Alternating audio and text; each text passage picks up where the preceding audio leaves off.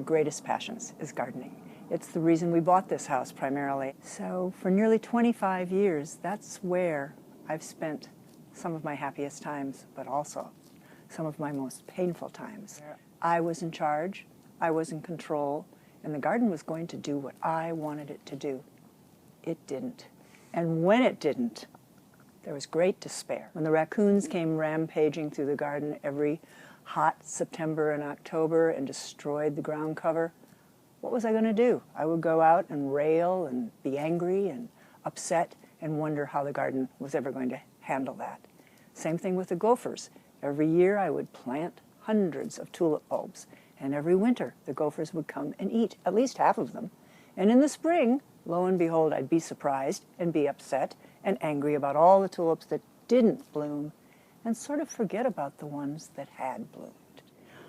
It became a place suddenly for me to realize that accepting the garden the way it was more important than whether I was able to impose my will on the garden, which of course was a futile effort anyway.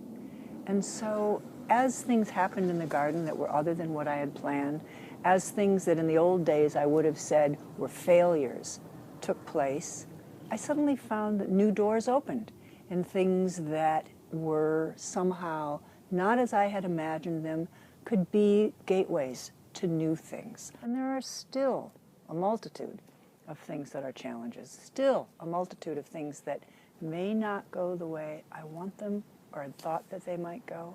But the mindfulness training that has led me into seeing things with an acceptance point of view has changed everything. And I can let things be how they are, allow things to take care of themselves, and sit back and watch a little bit more than I used to, instead of always having to be doing. Last year, after 24 years of planting hundreds of tulip bulbs and having gophers eat them over the winter, last year I said, my intention is to enjoy the tulips. How can I do that?